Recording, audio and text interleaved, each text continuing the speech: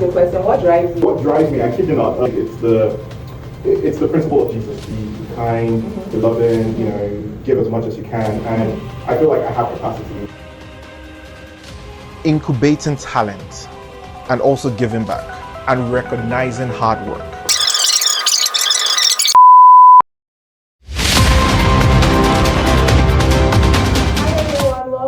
Talknovate. As you all know, in this podcast we talk about everything innovation, technology, and how it impacts our individual lives. And I'm very big on innovation, and today I have a guest in whom I'm deeply pleased and inspired by, and that is Folajimi Daodu.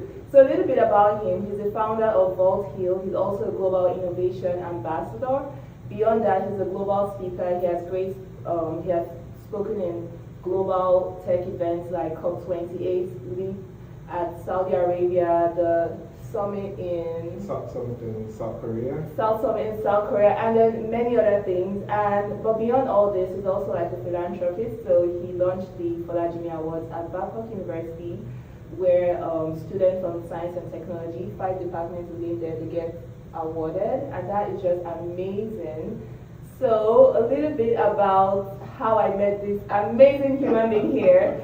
We're classmates at Babcock University. We both studied computer science undergrad. Yep. And then it's so interesting your career journey because I didn't know there was like so many layers to you or depth to you. So I knew him, everybody knew him in class as that very social guy. So like he would organize, high profile social events. And everybody wanted to attend. It's like, oh, if Jimmy is organizing, it's going to be amazing. And so I just felt, I saw your son that after school you probably... I'm sweating now. No, relax. I saw your son that after school, after grad, you probably have like an events company, and then, I felt like you go towards that direction. So it's very interesting to see how, like, the route you've taken. Your journey is just very interesting. Hey, first and foremost, thanks for having me. I'm deeply honored to be here. Actually, let's take it back from now. Actually, we just launched an events company in Saudi last month. Oh, okay. Okay, so my guess was right, but okay. It just took us 20 years? To get there. Okay. To get there. Okay. Actually, less than 20 years, but no, it's been amazing. I kid you not, I credit all of this to God's grace, God's favor.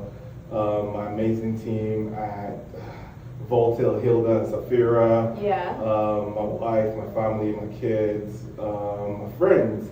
It's been, it's not always been a smooth journey, but I thank God for where I am today. I do want to ask you a question. What drives you? I know like every Nigerian, there's this saying that Nigerian they carry last. I feel like a typical Nigerian in diaspora is very driven. But like for you especially, because even from school, from Babcock days, you were also campaigning to be like the president, student union president. So like you have had this, so I know you're a very driven person. I didn't really know you'd be more inclined towards tech, like moving forward. Even though you were studying tech, obviously, but I just felt more towards like the social or like the political, space. Okay. So like, what is the drive? Was it like, maybe your parents, or like, what was it that instilled that drive in you? Jeez, man, I need to think about this. It's funny you talk about the campaign at Babcock. So myself and Pumba, we're literally in Babcock three weeks ago. I'm doing a PhD in computer science. I just like too much. Amazing. And I was there for two Sundays. One was class and the next Sunday was exams. And the one I went there the Monday your PhD in Babcock. Correct. Oh, amazing. And Pumba and I went on the first trip, and I met with the current Busa president as well. Oh my God! Guess what? In the Busa house, in his office, and I was like, shit, this could have been me. Well, back then. It was just interesting. There's a lot of nostalgia. It was interesting. I had a conversation and it was like, I introduced myself and it was like, oh, all right, I've heard about you before, blah, blah, blah, blah, blah.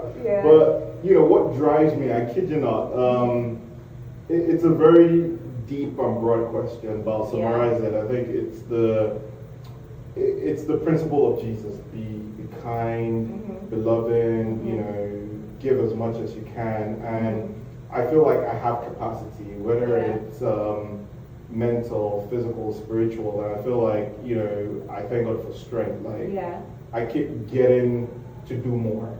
You know, I'm able to look at an opportunity, and while people see it in a silo, I'm able to see like length and breadth of this, and you know, I thank God for that. And I mean, I literally, like, people ask me, like, this guy, how do you go, like, here today, there today, you know, you're doing this, there's family, there's academics, there's work, like, how do you do it? How do you balance, like, everything? I kid you not, I'm not going to tell you I have a formula. You know, the balance feels, it feels balanced, but it's not. There's some parts of my life personally that has tilted down, and I'm trying to bring that up. There are parts of my business that's also tilted down, and you're trying to bring that up. So well. it's balancing the skill on multiple angles. Something has to give, right? You know, sometimes I miss spending time with the family. You know, the kids, extracurricular activities. Somebody plays chess. You know, I haven't seen a chess game, you know, since it started. You know, so again, you know, something has to give, and the more I realize, I'm like, yes, I do have capacity to give, but family is important. You know? Very important. There's a very, you know, price moment. Exactly. So again, I'll say it's the grace of God. Like, that's what pushes me, and I try to make sure I'm able to, you know, try and balance it to a fair point. And I think part of it is not giving a shit what people think. This is something I learned the hard way, like just recently, in the last 2 years. I wish I was that way ever since. Because I'm a chronic people pleaser. Like, what would people say? What would people say? What would people say? And just... I think I had a part of that in me, you know, for a while and of late. And I don't know if it's given where I am today, you know, in the world. I don't know, but... or the age as well, right? I think you get to a point where you're like, I could keep quiet about that issue and it resolve itself. Like, I could not give an F and it resolved itself. And it's funny, over the weekend I was at my friend's house, Frank, and he gave me this book, The Subtle Art of Not Giving an F. I've read it. Someone sent it to me. I read it like 3 years back. Like, I just started, I'm on chapter 2, and it's funny, I was on the drive to Iraq yesterday, and you know, my driver looked at me like 3 times, and I literally was laughing as I was reading this book, because I could resonate and relate with a couple of examples he brought out, and I was like, oh my God, like, and it's funny, I don't think a lot of people have noticed this, but I could see some biblical references in that first chapter.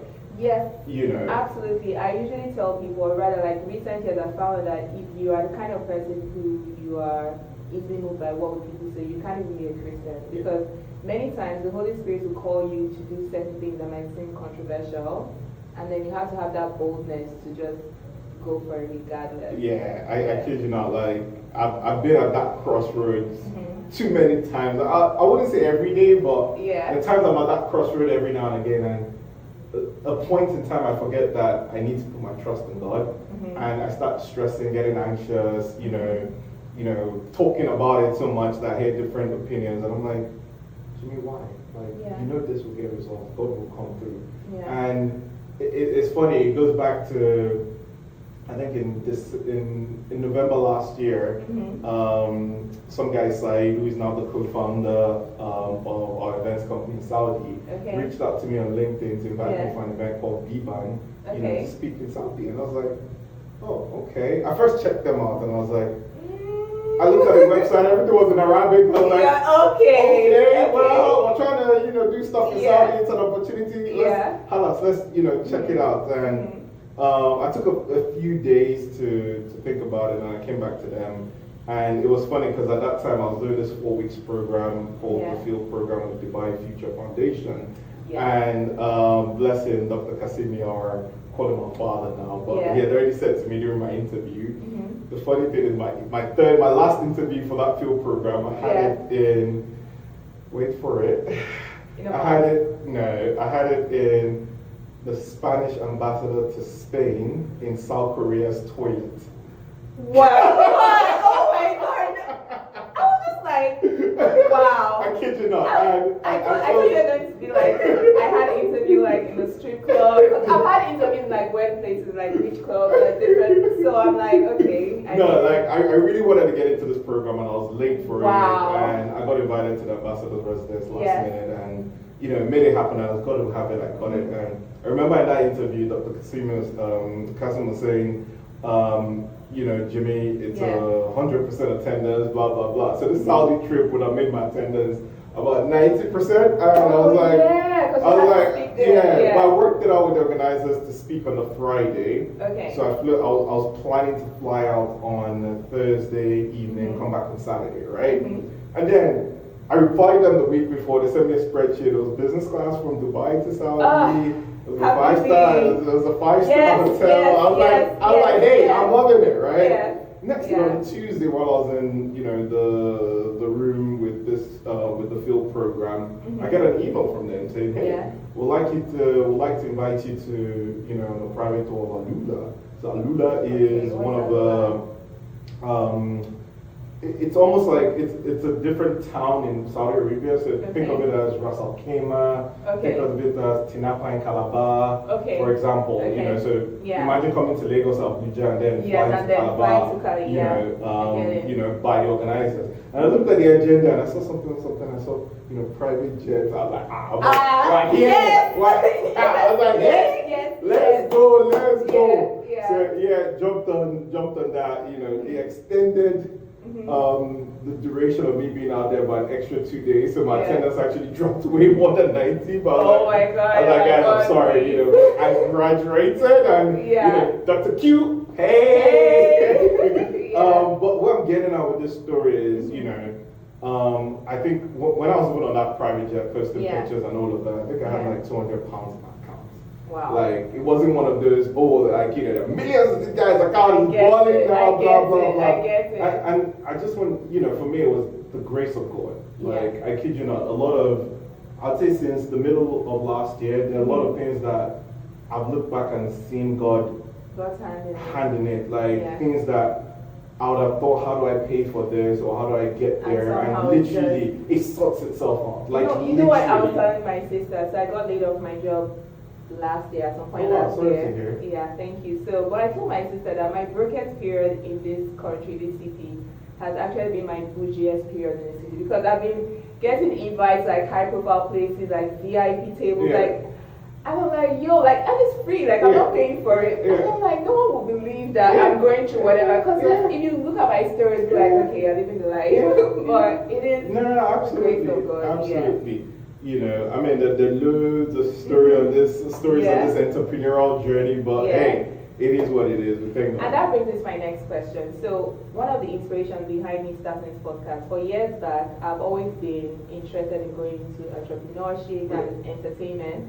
But then when I look at my role models on TV, for example, in music, they just say, I woke up one morning, I just found out my song leaked, and miraculously, like, everyone is singing it. Like, I noticed people were, people were just giving all these, fabulous stories. Or people were like, I just dropped out of Harvard, and, next thing, I'm like the biggest deal in tech. Like, all those stories. So then when I started, like, trying to, like, push my brand, I was hitting lots of roadblocks. And I said, but this is not what my role models are telling me on TV. Like, what is going on? And I started having, like, real conversations with, like, people, like, way older than me. And I realized that, people just show you, like, the highlight reel, just like social media, like, people post the coolest stuff, but you don't really see when they're crying behind closed doors. So I always want to, whenever I speak to, like, an entrepreneur, a founder, or someone that's doing very well in any field, I always want to find out, like, can you give some insight into the behind the scenes moment that people don't, because everyone, like, if I'm going through, I told you my elder sister is like your #1 fan. If I go through your social, I'm like, wait, like, okay. I'm highly impressed, but I know for you to even be able to have achieved all this, there's so many behind the scenes stories that nobody gets to see. So can you just tell us, like, some of the challenges and how you've been able to overcome that, so that other people watching can realize that, okay, I'm not alone. I think I'll break this down in a number of ways. I'll talk about personal stuff. I'll talk about the business stuff, and I'll talk about some other things.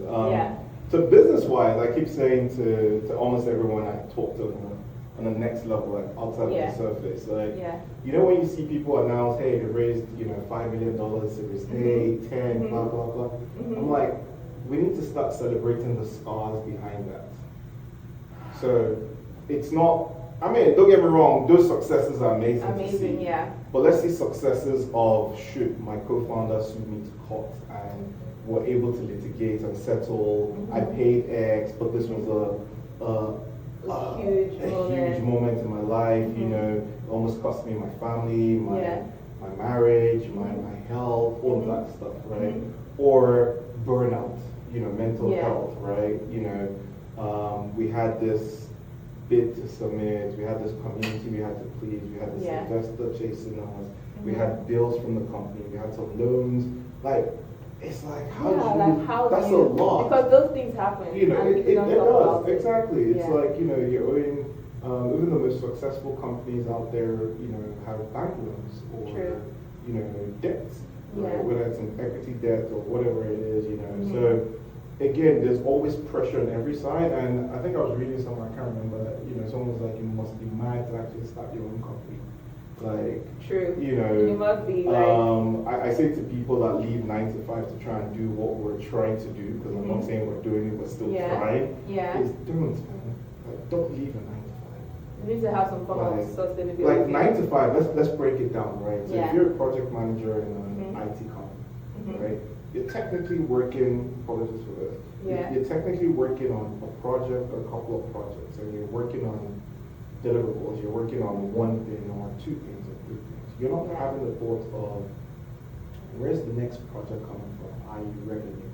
You're not having the thought of HR, i.e. I need to get paid, every other person needs to get paid as well. You're not talking about marketing, PR, I need to be out there, there's this conference, I need to go sell, I need to be a thought leader.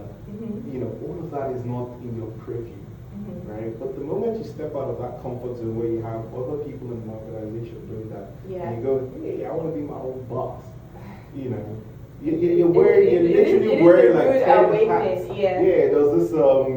There's this reel on Instagram I saw with Tom Cruise. It was from a film, but someone put a caption of, you know, how founders or entrepreneurs get through the day. So literally, this guy changed from a fireman to a barman to a doorman, and then to a cool bike guy. And as he was changing, you know, there was a caption on, you know, HR, marketing, CEO, all of those roles. So everything. You know, it's not as rosy as people think it is. It's actually the opposite. And it reminds me of, you know, the Bible and Christ and following Jesus, in the sense of everyone thinks, oh, if you become born again or when you become a follower of Jesus, your life is just perfect. It's the opposite, man. Drama. Like, everyone's attacking you then. Like, the evil spirits are like, you know, exactly. Like, you know, you need to be on your guard, you need to pray harder, you know, things that you didn't even know was going to attack you start attacking you. So it's the same, right? You know, and for me, I think I shared this on a podcast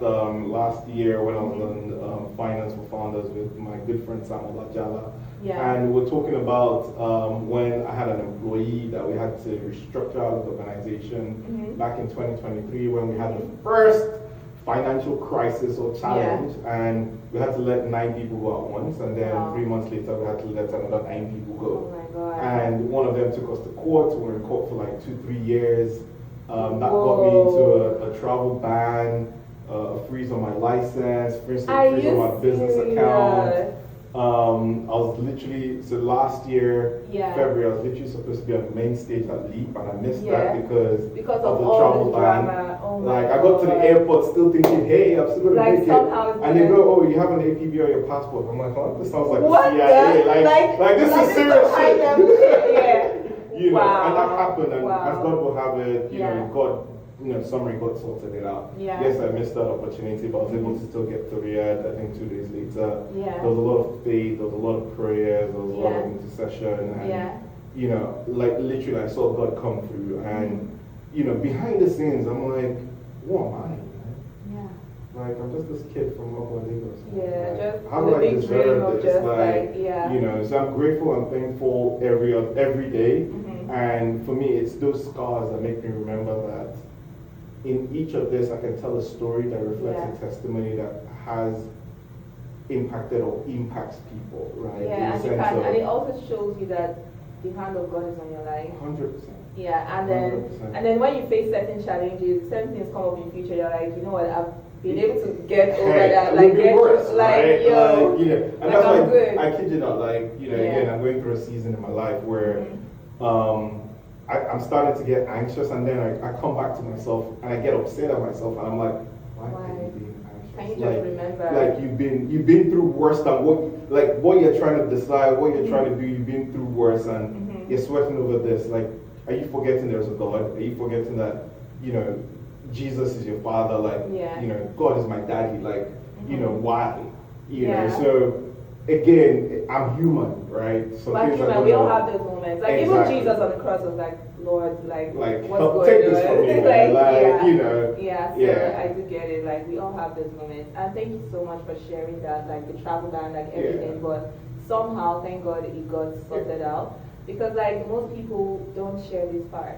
And then so you sharing this, someone out there would looking at your journey will be inspired, like wow, he actually got through all this, but look at where he is, like on the other side of it. So that's really amazing. Thank you for sharing that. Another question that is a bit personal that I've been intrigued by for years. Okay, so like two questions actually. So growing up, I had this auntie, she's late now, may her soul rest in peace. She was like a typical Christian. She was like the picture of Christianity, so like no makeup, big outfits, natural hair, no wigs, like just very plain. And then so so I grew up feeling like, oh, if you have to be a Christian, you have to look that certain kind of way. But I'm like, I love God, but I love fashion. Like, no, I don't want to look that way. Like, there's this back and forth. And I didn't know that you had like this, spiritual side of you, because I always saw like the social aspect. So I want you to speak about that, because I love the fact that you are going places. I feel like people need to see Christians that are ambitious, that are, Christians that are forward-thinking, that are changing the narrative, that are really going after their dreams. Because I feel some people's version of Christianity is like timidity and just, being in a shell. Yeah. Which I think is wrong, because I feel like on the last day, God is going to ask you, I gave you all these talents, I gave you all these innovative ideas, what did you do with it? Yeah. So can you just speak a little bit? Yeah, I absolutely. Yeah, I think this. I need to get better at paraphrasing the Bible. Sorry, not paraphrasing, but saying the exact scripture. But it's written in the Bible. The harvest is plenty, the workers are few. Yeah. And for those watching this who might not understand, there are a lot of people that do not know who Jesus Christ is, and a few people telling people about Jesus Christ and salvation and all of that. And I think for me, I went through again, I'm still going through this, but I went through a season in my life, I think back in 2022, 23. Yeah. It was a dark place, right? And I think for me, I was just like, okay, hey, I can't do this, right? And it was really a dark place. It was with family, and I turned to Jesus, and it was funny, like you said, right, in terms of, the spirit cocoa. Yeah, like a stereotype, like, and look this way. Yeah, when I started, for me, it was more like, okay, I'm surrendering all to Jesus, no club, no alcohol, no smoking, this. I was like, to the point where, the trip I went was a few of my friends to Amsterdam, last year, and, everyone was having a good time, and I was just there, like, I'm like, okay, but I'm not participating, right? Yeah. But again, I don't need to make them feel like uncomfortable. Exactly. Yes, you get me? So when it comes to wisdom behind everything. Exactly. When it comes to Christianity and all of that, for me, I keep saying, I'm grateful to my parents. I'm grateful to my mom, my dad, that brought us in the way of the Lord, right? However, I think there's a nuance with that, right? Yeah. Back growing up, my takeaway was, hey, mommy said we had to go to church, so we're going to church. Yeah. Daddy said we had to pray, so we're praying. It wasn't understanding the need for having a relationship with Jesus Christ, the Holy Spirit, and God. It was more of, we're doing this because that's how we were So it's like a religion, like exactly. just what you do. And then everyone goes to church on Sunday. Exactly. And then 2-3 years ago, when I started building my faith, I started understanding, I went for a course called Alpha, I heard about that because I was meant to attend, but I was like, oh Lord, I'm busy, I have this, I have that, Do you know how God arrested me to go for Alpha? Oh my God, I think I need to attend Alpha. No, I kid you, I heard there's Alpha. going to be like another So they have alphas every season, I think every 3 months, right? It is so profound that it gives you an understanding it's actually for unbelievers, like people that don't even know God or Jesus. Like, you can throw them in. I have a lot of friends that we talk about Jesus, we talk about Allah, we talk about, Islam, Christianity, and you have people that are just very argumentative about it. And I'm like, how hey, my role is just to practice it, tell you about Jesus, and that's it. My journey, like, through my story. Does the rest, Exactly. And it was so profound to me that in the last 2-3 years, don't get me wrong, do I sin? Yes. We all sin. We all sin in the Bible. Exactly. And short. I think for me the difference and the change is not feeling guilty when I've confessed my sins and asked God to forgive me. Right? I don't have that guilt anymore. I'm like, hey, God, I'm sorry. I didn't mean to do this. I've fallen short. And because what the devil tries to do is put that guilt constantly. So that deters you from praying, that deters you from doing the word of God, and all of that. And for me, it's like, again, am I consciously trying to sin? No. Right? Do I get into places I sin? Yes. And, for me, it's now understanding that God is my Father. I could always come back to Him, and say, God, Holy Spirit, I open my heart up to you. I'm sorry. And then, carry on. Use me. So coming back to this, for me, it's more your relationship with Jesus. And it has to be at your own pace. Like, no one can force you. Yes, people can encourage you, hey, let's go to church together, let's go to this small group, let's fellowship, blah, blah, blah. I mean, I'm part of a group called the Innermost Chamber, TIC. It's predominantly run in the UK. We literally pray every Monday, Wednesday, Friday now from 11:30 in the UK to 1 a.m. 11:30 p.m. to 1 a.m. So crossing into the morning, but in Dubai it's 3:45 to 5 a.m. Right. So I do my best. I've been with them for a year. We literally pray to the Holy Spirit. We welcome the Holy Spirit. We talk to the Holy Spirit. We speak in tongues, and it helps. It does. So for me, everyone has their own journey, right? But you have to stay grounded in the things of the Spirit. Everything in this world is spiritual, right? So for me, it's trying to acknowledge that you don't wrestle against flesh and blood, principalities and spirits in the high places. So for me, it's ensuring that I keep getting grounded in the Word of God. I kid you not. This year, December, when Spotify releases their rap, I think I'm gonna break the record. Favor. By Lawrence, I can't remember his name. It surrounds me like a shield. I'll send it to you. I kid you not. That is on repeat. Like from January. I can't remember. My own I think the repeat for me is this song You're My Provider. Yes. That song is like okay. Oh no, for me I kid you not, like this.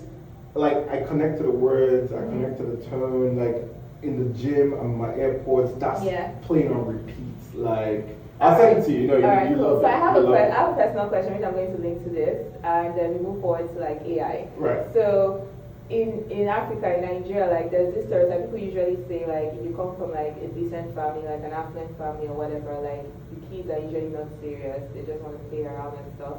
So in school, in class, there was a rumor about like, oh, Jimmy is like the rich kid, like Beyonce. Seriously. So he's like the rich kid, like he's just unserious, he's just social. Well, he wants to be, every young person wants to be famous, like every soji person, every savvy girl or soji guy, like wants to be out there and stuff.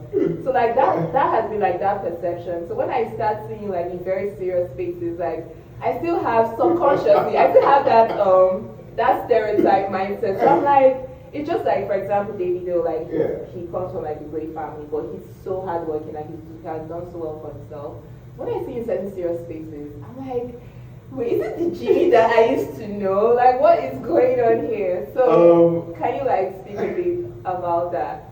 I mean, I wouldn't. How do I say this? I mean, my parents are probably gonna watch this. I'm like,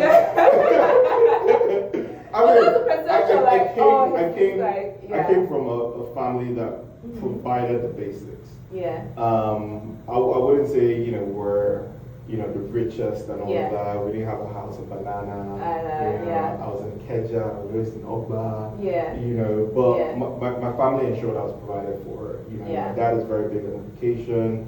Like, immediately I finished Babcock, he was like, Jimmy, you have to do it.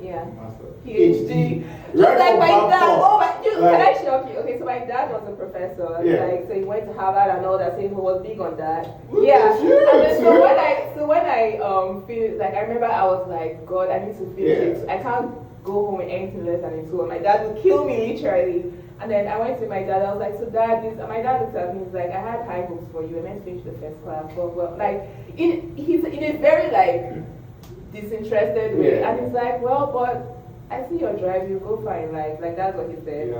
But I was like, yo, like I'm happy, like I feel it too more, like, and he's like, you're meant to finish the first class, like, I'm like, so it's interesting, right? So I kid you not, this education piece is really profound. So when I finished Babcock, and I was fortunate enough, you know, to go to the UK for my master's, and before I did that, I did some research and applied to some universities. I had a spreadsheet, and I was like, Dad, these are 4 universities I applied to. Here's the cost. This is the location. I have conditional offers for these. And he looked at it, and it's funny. I was at the time I was really fascinated about being a banker or working at a bank. We all did. I wanted to wear like the tie and suits. The outfit. It just seemed like, you know, you're like, exactly. And for me, I was like, okay, you know, corporate finance, you know, international business, all of this finance, business related courses. And he looked at the spreadsheet and he goes, you know, read computer science, maybe, which means I don't see any computer science degree. I'm like, I already have a first degree that I want to go do business for my master's. It's like, okay, if you want to go do business, you pay for it yourself. I was like, okay. Nigeria parents never disappoint. They're all the same. Like, So again, luckily I had a bit of time. We applied to like computer science, you know, software engineering. I actually got you know, admission to St. Andrews, where the future King of England went to. I got admission to UCL, so I went to Bristol. I did advanced computing. I kid you not, I struggled. Like my first 3 months, I struggled. Like I struggled, but God will have it. We have the degree.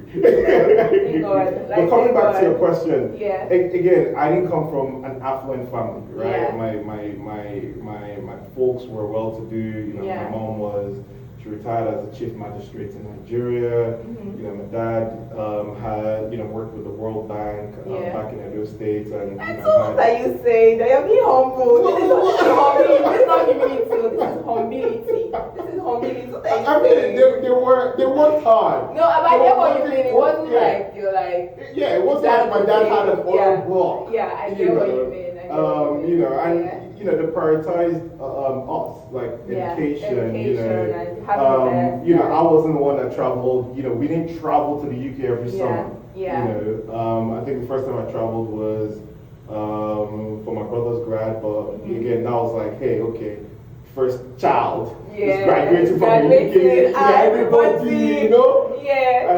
And then, you know, the other time was when I, you know, moved to the UK for my master's. So again, you know, I'd say I've come from, you know, very, very humble backgrounds, and you know. And I think your personality again, also you have like an amazing personality, so it also adds to that. So people are like, oh wow, this guy,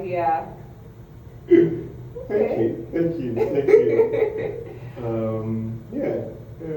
All right, so I do have a question. Moving on to AI. So like with the emergence of AI, I found that like when I attend some of these events, I find that some people like this is just that big buzzword. It's just like sustainability that everyone is trying to like embed. Like, okay, let me do a little bit of this so I can speak on this, or so I can be like the cool brand, something like that. But then I found that for Vault Heal, you guys have like an AI-powered application called Heal That. So can you speak a little bit about that? And then and also the buzzwords surrounding AI, because I know you speak on global events, and then this is one field that you speak about. So can you talk about it? Like, is it just a buzzword, or it's not a buzzword. I think AI has been here for a while, and again, You know, I know some people are really educated in the space. The founder of AI, the godfather, the father, back to the 80s, 70s, and 60s, and even before the emergence of ChatGPT, I think ChatGPT gave it the next mainstream. So everybody,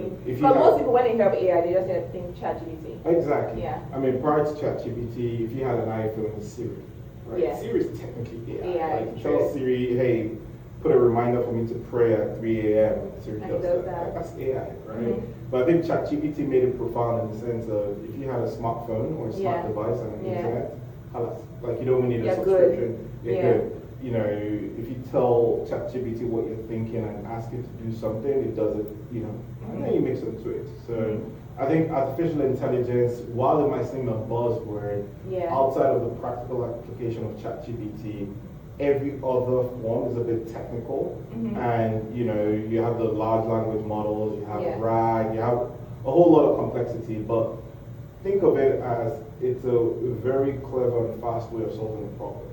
So again, no disrespect to Accenture or Kenzie or all of those guys, right? I remember when I was in Barclays and I think we had Accenture do what they do. They did a proposal on an issue we had, and that was like $100,000 for that. And it took about 3-4 weeks. Again, not disrespecting the expertise, the brand, and all of that. But again, if you right now today, if you put all that parameter together Accenture and pop in ChatGPT, it will actually do a far more better job with different dependencies and risks and assumptions for less that price, like way less. Wow. So the advent of technology of AI has just blown away. So while I hear people getting scared about job losses, for me it's get acquainted to how you use ChatGPT or AI for your own profession and see how you can faster, 10x. Be more productive. Exactly, 10x productivity. If I'm a copywriter, I could do about 10 blogs, 10 technical copies a day. Rather than it taking me 2 days to do one prior to that, right? So it's not looking at other areas, because what that has done is give you more time. So if you were trying to do real estate and technical writing, you now have time to do those. To do both of them, So it's embracing the technology rather than being scared about it. Again, the media will paint some of the stuff. Hey, X number of jobs are going to be lost. Exactly. China is deep fake. US, OpenSea. Nigeria is coming up with I don't know yet. But everyone starts to bring those regional cultural wars around the topic. But it's because there's a prospect with it, right? I was having a conversation 2 weeks ago. I was in Lagos. I got invited to the inaugural event for AI Saloon by Francis Sani. So Francis is the program director of the 3 Million Technical Talent in Nigeria, and he's also Dr. Bosun Tijani's technical advisor. And I was in the midst of this community of Nigerians that were just talking about AI. We talked about policy, we talked about people, we talked about the challenges, and it was just fascinating to see young people engage in this. Within fintech, we have MoneyPoint, latest unicorn from Nigeria, and it was funny. We're talking about some of the challenges that we currently face: infrastructure, lights, internet. And Francis gave a point. It's like, hey, MoneyPoint is the latest unicorn. We still have these challenges, but hey, the latest global unicorn. Wow. So if we dwell on those challenges, the challenges actually give you a propelling tool to accelerate and actually discover solutions with those challenges. So we're talking about enabling environments, US, UAE, Nigeria, and we're like, hey man, the Nigerian environment, yes, it's a bit chaotic, but it's actually very enabling. It gets you to think on your feet. Like because there are lots of challenges. That means there are lots of solutions. There are lots of opportunities. Exactly. So for me, AI, I feel it's the next frontier. Where I'm really pleased with the team. We're doing some work in the UK with NHS, so we're looking at how we reduce non-clinical queries by 40-50%.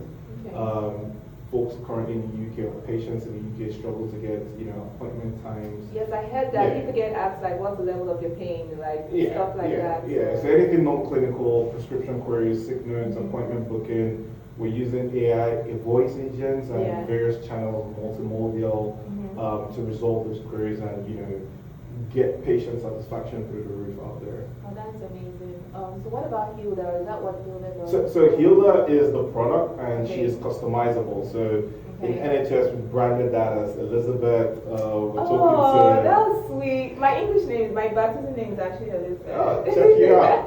Nice. So in Saudi we're about to kick off some work with a company within the event space. We're calling that Nura.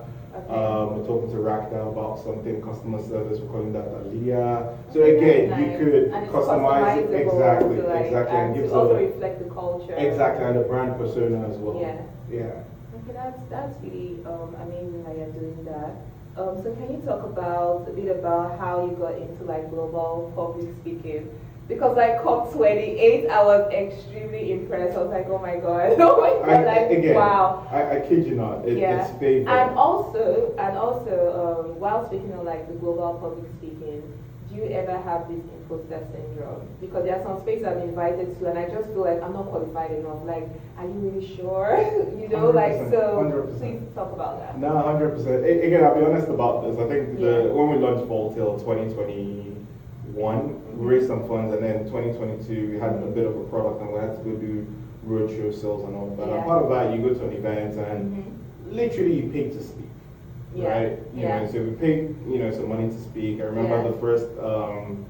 because it's publicity for you. Yeah, exactly. So the event organizers, use that as a lever to say, hey, we'll sell you a package, you get an exhibition booth, probably give you a speaking slot, blah, blah, blah. So we paid, I think it was in Paris, February 22, virtuality. So we're selling, virtual land, metaverse at the time.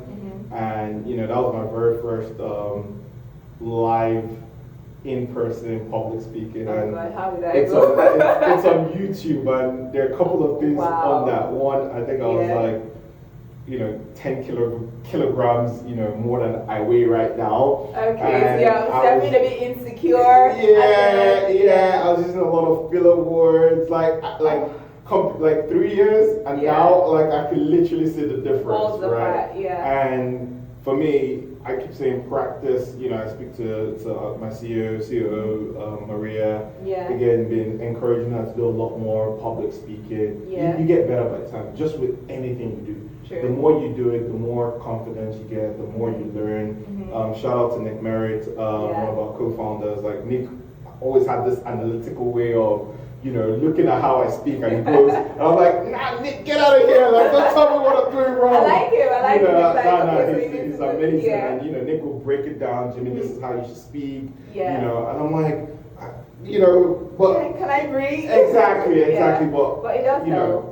100%. And I'm grateful for folks like this within my circle that I can tap into their expertise. And talking about imposter syndrome, like even COP28, I think the last time I paid to speak was in 2023. And it was, we're looking for funds, we're raising money, and there was this event that got cancelled in Saudi, and I was in Saudi, and I paid for that, and I was already in Saudi, and I was like, okay, I still met the investors, and that was how God worked out, where I found Leap, and I went to Leap, and living Leap, I said a prayer, I saw this black guy that I just got inspired on the main stage, Lawrence Etta, and I was like, guy's Nigerian as well. I'm like, God, I'll do this, and I said a prayer, and I was like, God, next year, 2024, I'll speak at this event, and summer of it, 2024, I didn't just speak, I brought in 6 speakers. 2025, I didn't just speak, I brought in 16 speakers. Oh my God. So for me, it's like, God, just use me, man. Just use me. So imposter syndrome, 100%.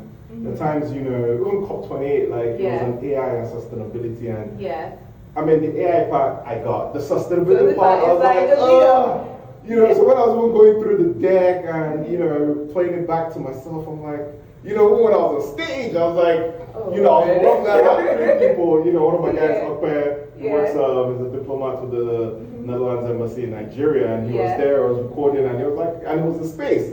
And he was like, man, this dude, you delivered it eloquently. But like, you wouldn't say that. Exactly. It's just I was like, what? I did?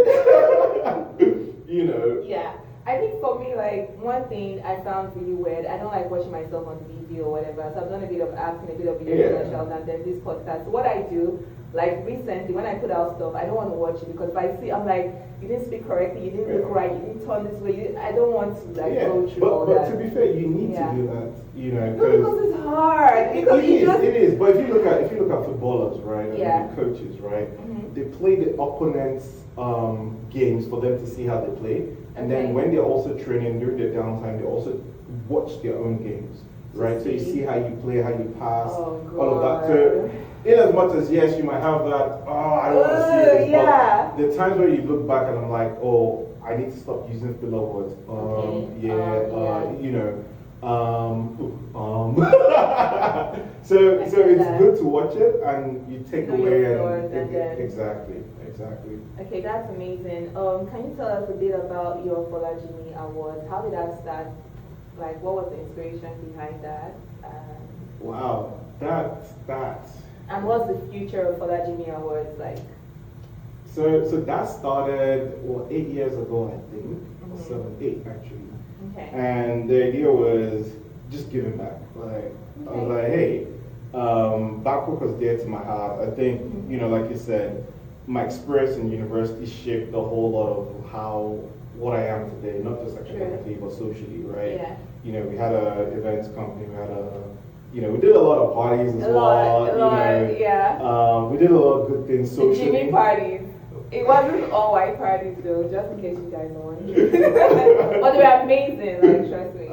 So we did a lot of stuff, right? And I felt, how best can I give back? Let me start small. You know, I did computer science. So I started off with a cash prize and a plaque. So I reached out to Professor Awodele and I said, hey, I'm thinking about this. What do you think? And he's like, okay, hey, start with computer science. So we did that for 2 years. And the 3rd year, we expanded that to computer science, computer tech, and computer information system. And then in the 5th year, we took one of them and brought them into the organization, Voltail. And then the 6th year, we brought 2 people in, you know, to do NYC and internship. And I think the 7th year, we expanded it to all 5 departments. Last year, I was on campus with Slim T. Remember Slim T? I remember Slim T. OAV Productions. He captured, you know, the scenes. We did a bit of interview. We shot some content with the recipients as well. And you know, we did a bit of a campaign. You know, let's show people what this is about. It's not about me. It's about giving back, right? And that got a lot of, like, even Ijoma, for example, IJ. She reached out to me. I think when I was in Nigeria in December, she's like, hey dude, when you're doing it next year, I want to be part of it. So I think for us this year, it's looking beyond cash. It's let's look at impact. And for us, it's jobs, right? So how many of our peers are in positions where they can get one of these guys as an interns, for example? I mean, we'll increase the pots, that's not a problem, by God's grace, but I feel like it's the next level. You know, some might want to go for masters, some might want to do NYC and, you know, get a job. So for us, it's how do we help them? Or it could just be mentorship, right? You know, let's get, you know, 10 hours of your time a year. And it's amazing that you're speaking on mentorship. I feel like that's really important. I noticed I don't want to mention the company, but there's ones that are working in an IT department somewhere, and then I found that when you meet like the elder people, like in tech space, like, okay, I'm having difficulties here, can you mentor me? Some people, there's this fear that you're younger, you're probably maybe more educated, I don't know, they just feel like you're younger, you're interested in your jobs. So like there's certain it's a different ball game. I haven't experienced, but I've heard about that before. Yeah, especially I don't know. I feel like in diaspora like it's different, but like in Africa there's that mindset. So I don't know why it is a problem. Hey, I'd say you need to pay it forward. Yes, exactly. It's a knowledge gap. I'd say. You know, it could also be cultural. But again, just keep persistent. Actually, now that you mention it, there's some guy in my DM on Instagram that's been asking me to mentor him, and I'm like, oh, I don't have capacity this quarter. Yeah. So yes, now I'm going to reach out to him and go, hey, yes, okay. Whoever that guy is, let's subscribe to Talknovate podcast. Yes, this inspired Jimmy to reach out back to you. Okay, that's amazing. So why Dubai? Why did you move here? Like, what was the catch? Dubai, tax and sunshine. Oh God, I like your honesty. Like everybody, when I ask my former boss, why did you move? He's like, the tax cost. I'm like, really? I mean, I moved from the UK, we raised some money. We were speaking to legal at the time, and they're like, oh, have you thought about Cayman Islands, BVI, this, Dubai? I'm like, Dubai. Like, I got engaged in Dubai. Like, and I was like, Danny, do you want to come out? Yeah. She's like, not sure, but okay. Let's see how it goes. And, that was a conversation. Yeah. Okay. Yeah. But I mean, I think Dubai has, how do I put it? Dubai has been great. I think the next step is Saudi now. Yeah, KSA. It's like the new Dubai. Yeah, it's the new Dubai. There's a lot of things happening there. Of Middle East right now. Yeah. I say it's KSA is a seed company with Series F money. Okay. They're itching for innovation, talent, and there's a lot of impact that can happen out there as well. So that's true. For me, it's how do I go into that space and then not just look at what can be done, but how we can bring people on. With Leap last month, Ladon came, the Professor Awadede came, Lalu came, about 6 of us, from Babcock were at that event speaking. So for me, it's how do we start opening doors for people, not just of our color, but people that could make positive impact, to the world, and just create a platform for them, basically. All right, that's amazing. Okay, so before we round up, is there any advice you'd like to give to tech startups? Because you've had experience in this space for a number of years now. So so three things, right? 3 things, right? One. Let's talk. One, if you have a 9 to 5. Don't try it. Don't leave. Oh God. Don't leave. I'm serious, so don't leave. Let me take off my glasses, look at me well. Don't leave. But if you have to leave, ensure you're mentally prepared. It takes a toll. Seriously. There's a lot of comfort having a 9 to 5. To be entrepreneurial, there are going to be sacrifices you're going to make. I'm not going to sugarcoat this. Personal health, financial. So just think of what you're going to. And if you have to leave, make sure that you raise some money, or you're about to raise some money. Exactly. You have a support system mentally, and all of that. I think secondly, mental health is really important. But there are lots of rejection. There are lots of rejection. You have to be. Strong. You do. And I'd say, I think through my journey, I've had about 3-4 therapists as well. I didn't believe in all of that stuff growing up. I went into therapy last year for the first time. I used to feel like, why do I need a therapy? They just ask you, so how does this make you feel? It actually makes you feel talking to someone in a non-judgmental way. Again, if you can afford it, the churches that do it for free, the communities that offer that for free. So ensure you guard your mental health. There's going to be ups and downs. Make sure you know what keeps you driven. You know what keeps you relaxed. And lastly, oh shoot, I forgot this. I had it at the top of my head. Okay. 2 seconds. Oh no. Come back.